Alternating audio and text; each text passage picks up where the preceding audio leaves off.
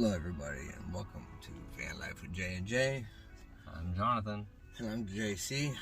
We're here to give you our 1 week review on our Maxxfan. Yes. And it's a little complicated, but there is some simple fixes to it, and if you can work around it until you can get the parts from the company, which we'll get into explaining, then you're okay. You know what I mean? Yes. But bottom line is that, the fan, it works. Well, let's start from the beginning. Give them our story. Yeah, well, I had it installed. They did a good job and everything, you know what I mean? Everything's there. And, everything was good the first night. Thought nothing of it. We plug it into a small Rock Pals box, which we can turn it. I will show you in a minute, yeah. You know what I mean? And we use that to power our fan, so there's complications with all that. We'll begin to explaining that as well. We have the Maxxfan 7500 Deluxe.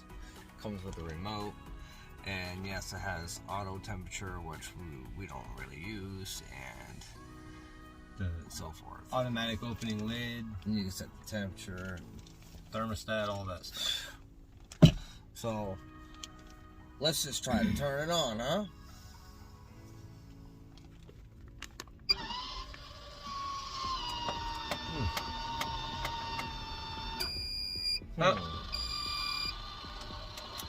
That is what we experienced on our second night using the fan. That was night number 2. Here's the thing. Everybody's probably wondering what the hell is going on with my fan.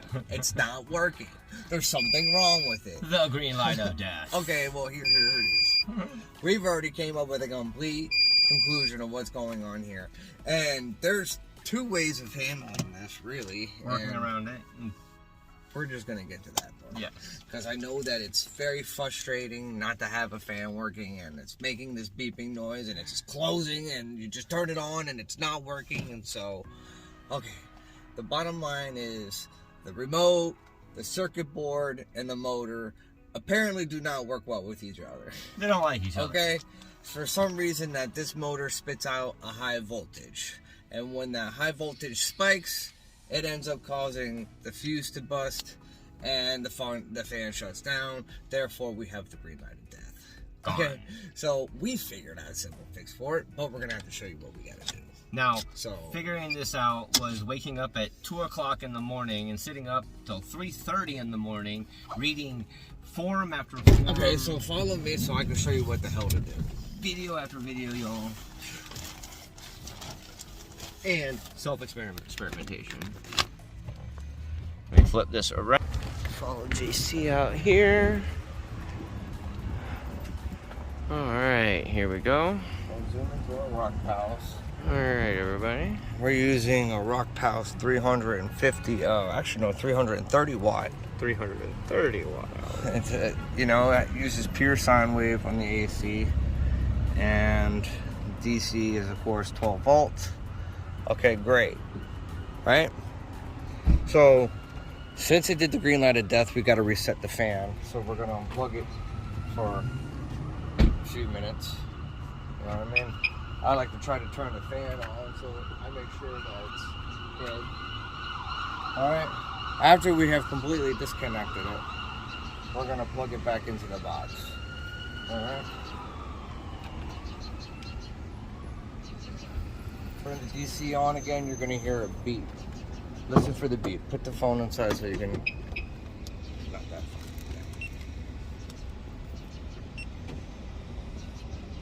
phone. Okay, so the fan beeped. It made it chirp. Okay, now the objective to this is do not, I repeat, do not use the remote to turn on and off the fan. Okay? We're going to manually turn it on from up here, and we're gonna hit the lowest setting, which would be 10% speed, and it should stay on. 10%.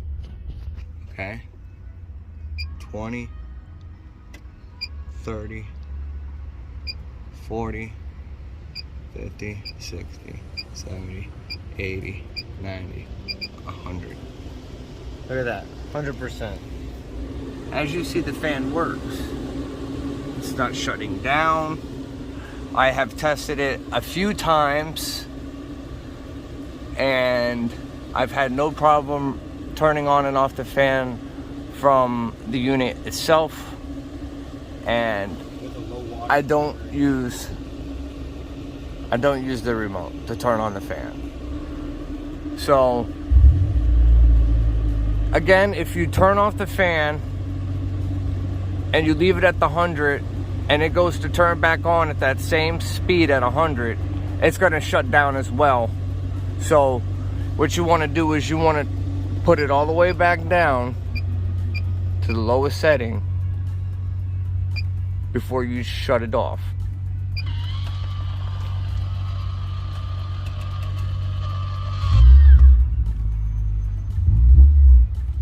And that's that. That's one way of getting your fan to work without shutting and giving you the green light of death.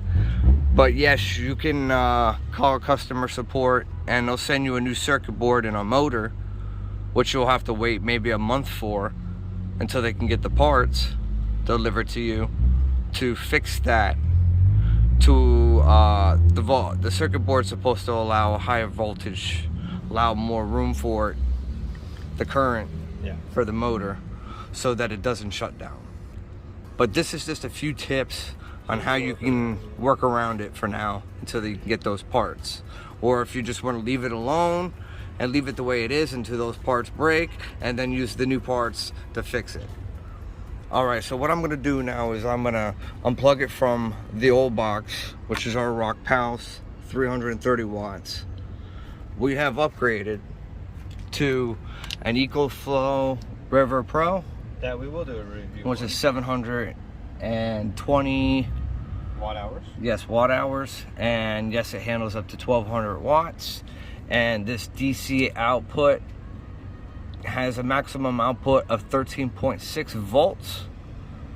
And I've learned that since using this, the fan itself has not given me any issues. As you see, we hook it up to the DC, our fan. We got a long cord that runs all the way through our van up to the ceiling. So what I'm going to do now is I'm going to plug it into the box down here into our EcoFlow. I'm going to turn it on. I'm going to turn on the DC. The fan has beeped. Can you get me the remote, please?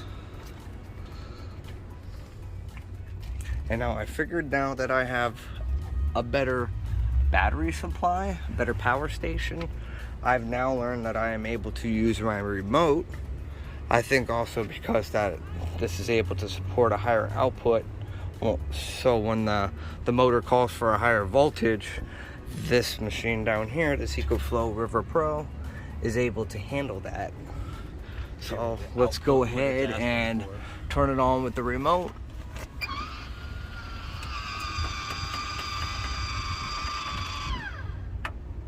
I love this. And the fan is running at 60%.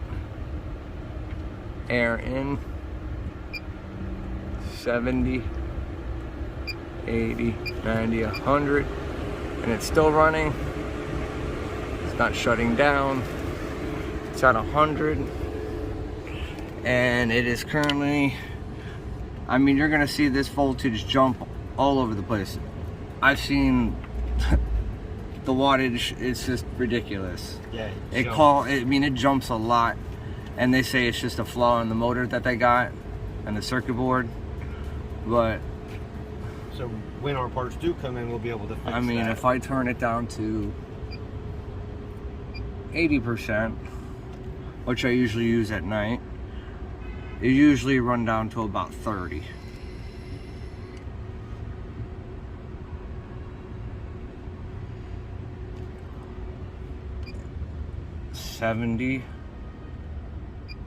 60,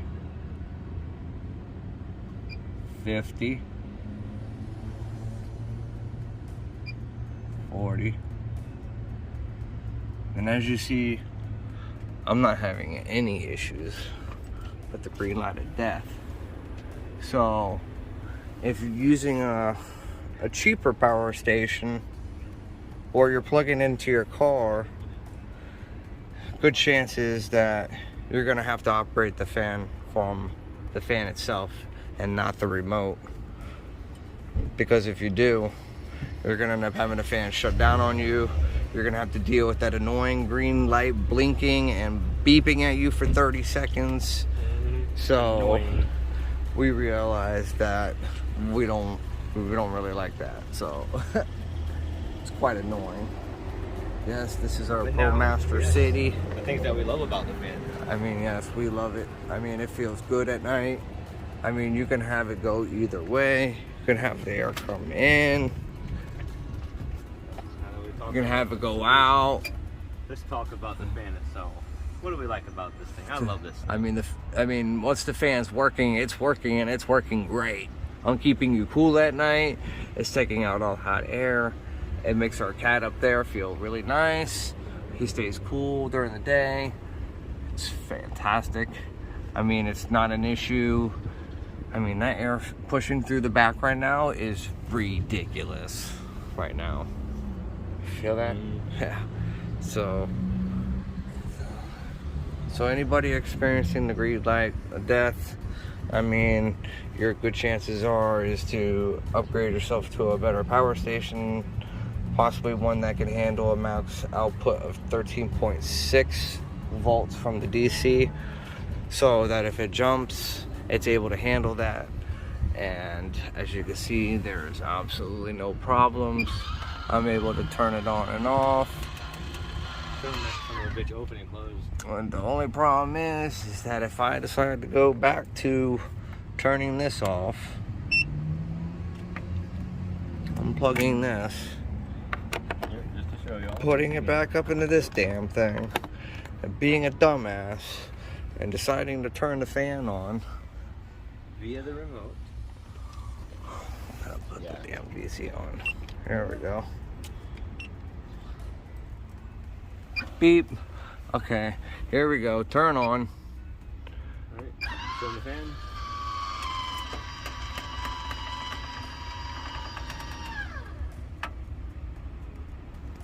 Sometimes you get lucky and it will just run for a minute. Won't have any If you issues. keep it low. Let me show you something really, really crazy, okay? See how this is at 100, right? Let me take it away from the sensor. Because, you know, this uses those the red little thing up there, and, you know, it spits out a little red RF.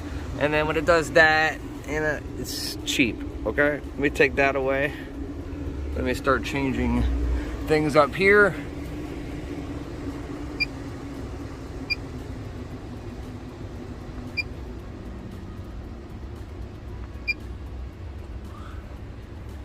I'm gonna set this to 100. I'm gonna set the fan to the max speed. I'm gonna come over here while it's not facing that. I'm gonna change this to 10. Okay? Now watch how crazy this thing gets. Alright? Watch how it jumps. And watch the damn thing turn off. Here we go.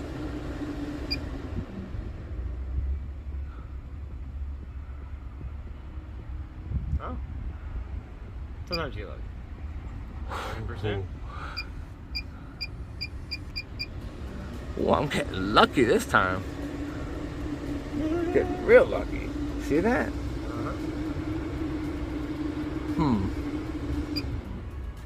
Get a little crazy with it. Turn it off, turn it back on. At 70, at 60% or whatever.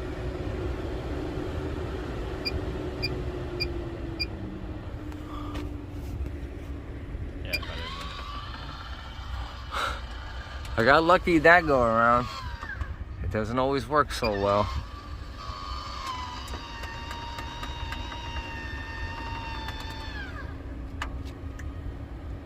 Oh, wow, I'm getting lucky.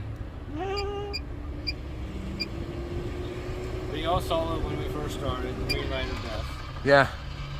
Sometimes you'll get lucky, and we've heard a lot of people say, "Oh, well, it's working again." You just got lucky that you didn't get that voltage spike. Or voltage dip. Both can set off the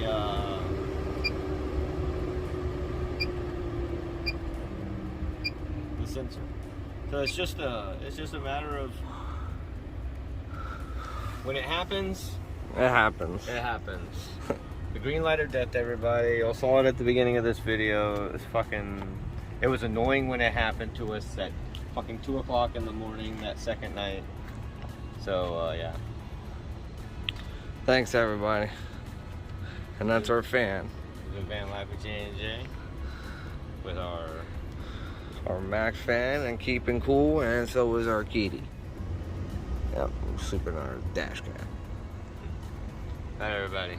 Good night.